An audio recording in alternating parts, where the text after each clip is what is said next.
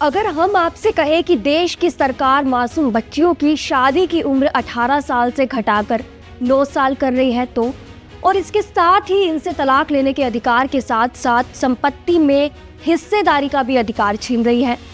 जी हाँ, आपने बिल्कुल सही सुना है, ऐसा हकीकत में होने जा रहा है। दरअसल मुस्लिम देश इराक की सरकार अपने मुल्क में विवाह कानून में संशोधन करने जा रही है, जिसके तहत लड़कियों की शादी की कानूनी उम्र को 18 साल से घटाकर 9 साल कर दिया जाएगा, जिससे पुरुषों को छोटी बच्चियों से शादी करने की भी इजाजत मिल जाएगी।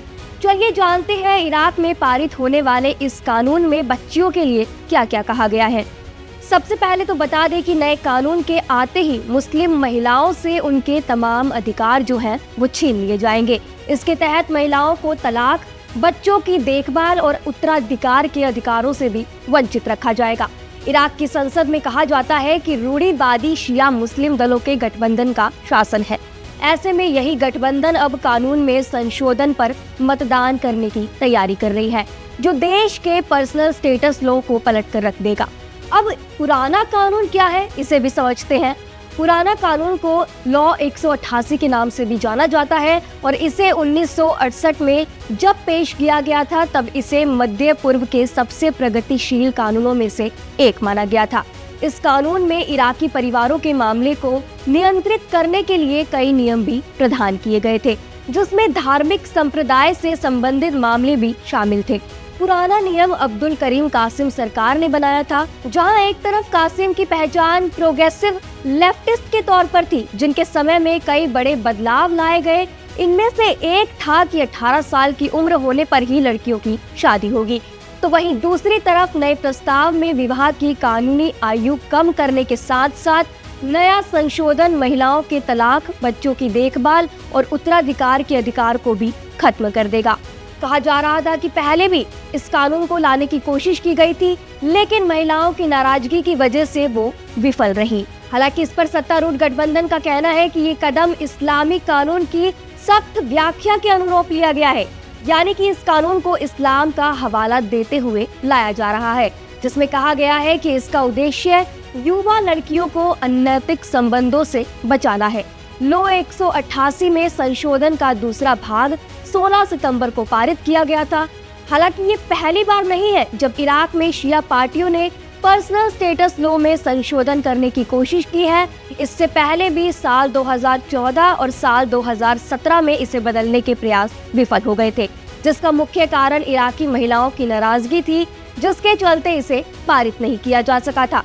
लेकिन अब चैथम हाउस के वरिष्ठ अनुसंधान फेलो डॉक्टर रेनार्ड मंसूर ने कहा कि गठबंधन के पास अब बड़ा संसदीय बहुमत है और वह संशोधन आराम से पारित करा सकता है।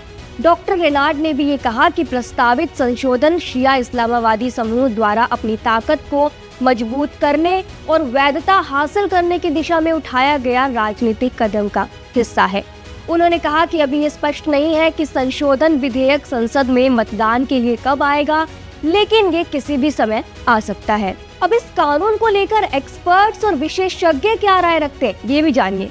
इस कानून को लेकर विशेषज्ञों और कार्यकर्ताओं ने अनैतिक करार देते हुए कहा कि यह संशोधन महिलाओं, लड़कियों और इराक के सामाजिक ताने बाने पर एक बड़ा हमला है, जो महिलाओं के सबसे महत्वपूर्ण अधिकारों को खत्म कर देगा।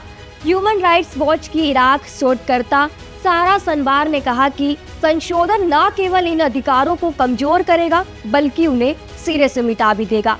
अंतर्राष्ट्रीय मानवाधिकार कानूनी सलाहकार और मॉडल ने द टेलीग्राफ को बताया कि उन्हें डर है कि इराक की शासन प्रणाली को एक नई प्रणाली से बदल दिया जाएगा। यह वही प्रणाली है जो अफगानिस्तान और ईरान की शासन व्यवस्था का आधार है, जहां एक संरक्षण न्यायवादी देश के सर्वोच्च नेता के रूप में कार्य करता है। लेकिन ऐसा नहीं है कि इस कानून के आने के बाद ही बाल विवाह बढ़ेंगे। इराक में पहले से ही बाल विवाह की दर बहुत ज्यादा है। संयुक्त राष्ट्रीय बाल कोष यानी कि यूनिसेफ के अनुसार इराक में 28% महिलाओं की शादी 18 साल की उम्र तक की जाती है। ऐसा व्यक्तिगत कानून में एक खामी के कारण है, जो अदालतों के बजाय धार्मिक नेताओं को हर साल हजारों विवाह संपन्न कराने की अनुमति देता है। वहीं नए संशोधन के तहत और ह्यूमन राइट्स वॉच के अनुसार कि संशोधन, ये जो शादियां हो रही हैं वो धर्म के नाम पर करवाई जाती है, जो इसे वैध बना देगा। यानी कि कहना साफ है कि अगर एक बार ये कानून पारित हो जाता है तो जो धर्म के नाम पर इराक में शादियां करवाई जाती हैं उसको कानूनी वैधता भी मिल जाएगी, जिससे युवा लड़कियों को यौन और शारीरिक हिंसा का खतरा बढ़ जाएगा। साथ ही उन्हें शिक्षा और रोजगार से भी वंचित किया जाएगा। हालांकि इराक में पारित होने वाले इस कानून पर आपकी क्या राय है? क्या 18 साल से उम्र घटाकर 9 साल कर देना ये कितना सही है और कितना गलत? हमें अपनी राय कमेंट सेक्शन में जरूर बताएं। शुक्रिया।